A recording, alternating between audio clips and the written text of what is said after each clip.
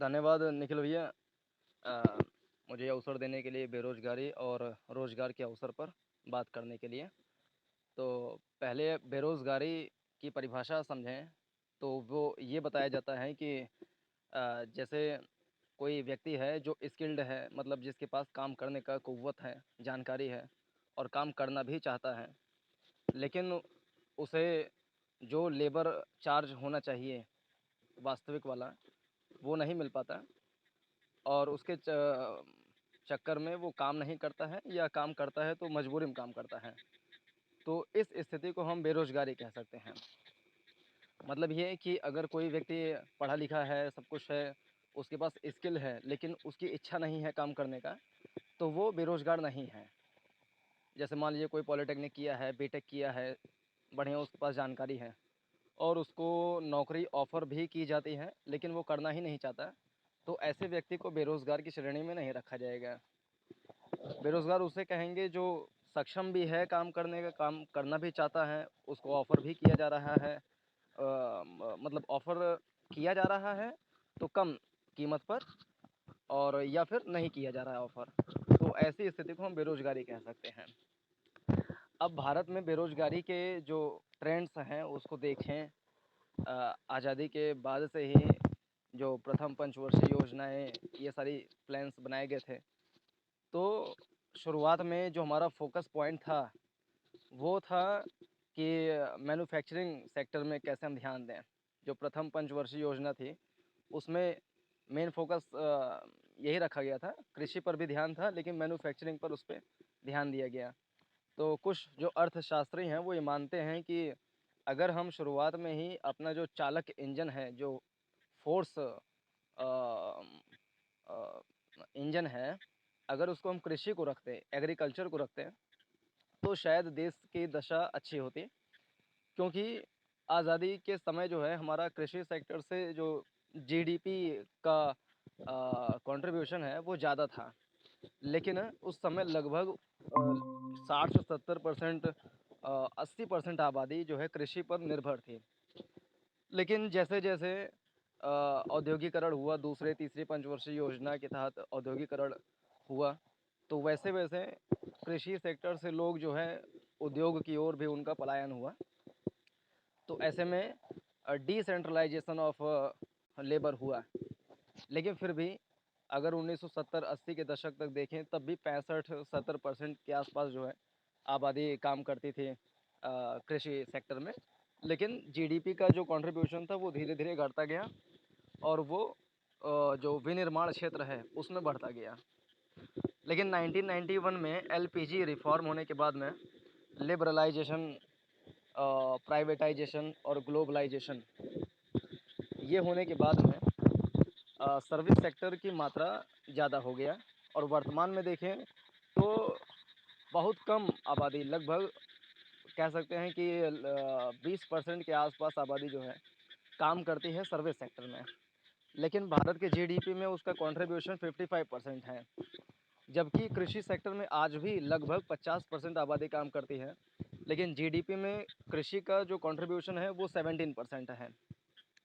और जो विनिर्माण क्षेत्र है उसमें लगभग 25-30% लोग काम करते हैं और उसका कंट्रीब्यूशन भी लगभग उसी अनुपात में है। तो अगर हम आज़ादी के बाद से वर्तमान तक का ट्रेंड देखें और इसमें सुधार करने का गुंजाइश ढूँढने का प्रयास करें, तो वो ये हो सकता है कि सर्विस सेक्टर में कम लोग कार्यरत हैं, जबकि उसका जीडीपी में कंट्रीब्यूशन ज़्यादा है।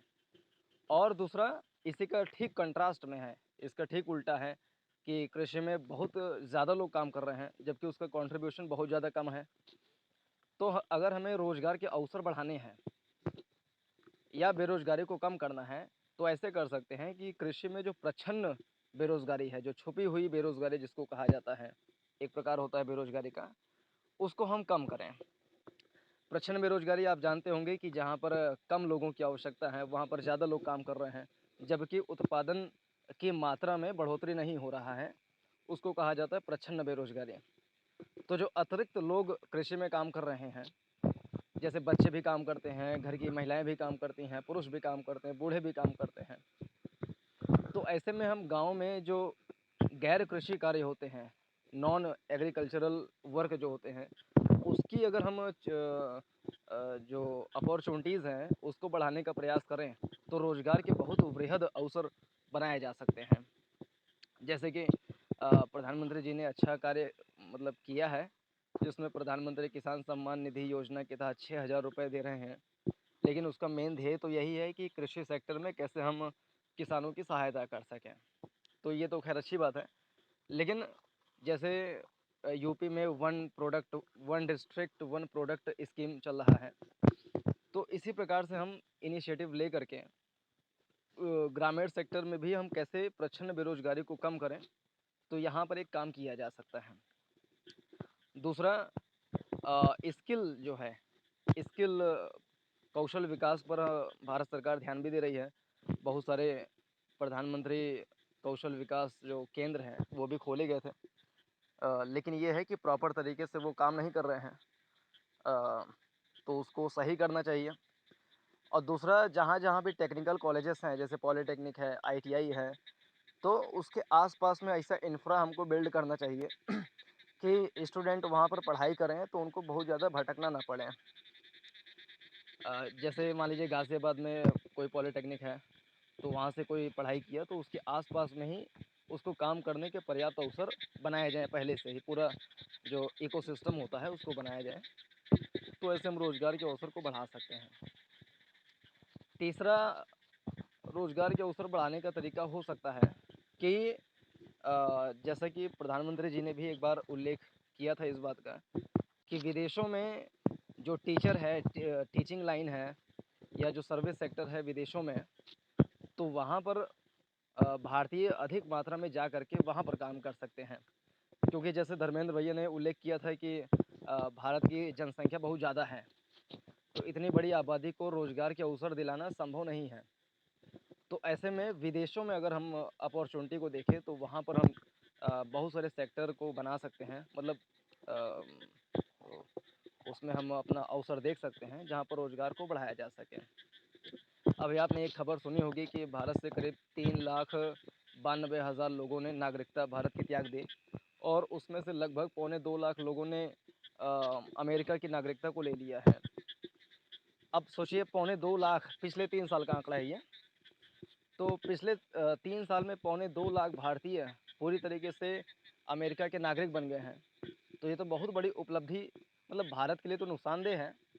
अगर वो भारत के ही नागरिक रहते और वहाँ पर जाकर काम करते, तो भारत में एक बड़ी मात्रा में रेमिटांस आता। लेकिन खैर, वहाँ के नागरिक बन गए हैं तो उनका अपना अधिकार है, उससे कोई उनको वंचित नहीं कर सकता। कहने का मतलब ये है कि देखिए, 2-2 लाख, पौने-पौने 2 लाख लोग जो है नागरिकता जब पा जा रहे हैं अमेरिका की, तो ऐसे में बहुत बड़ी संभावना हो सकती है कि यूरोप में, अमेरिका में हम कैसे बहुत सारे क्षेत्रों में रोज़गार के अवसर को बनाएँ। तो ये 3-4 इनिशिएटिव हो सकते हैं जिससे रोज़गार के अवसर को बढ़ाया जा सकता है।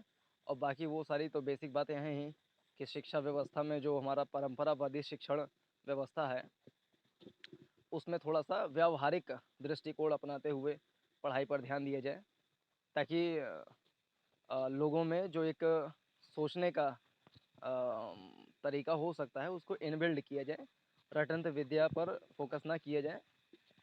तो बहुत सारा एकदम पूरा चेंजेस करने पड़ेंगे, जो शिक्षा प्रणाली में सुधार करना पड़ेगा। तो बहुत बड़ी क्रांति हो सकती है, और इसके लिए नई शिक्षा नीति 2020 जो है ये भी अच्छे से लागू हो जाए, तो एजुकेशन सिस्टम में बहुत बड़ा रिफॉर्म हो जाएगा। तो ये था मेरा कुछ इस पे विचार। धन्यवाद।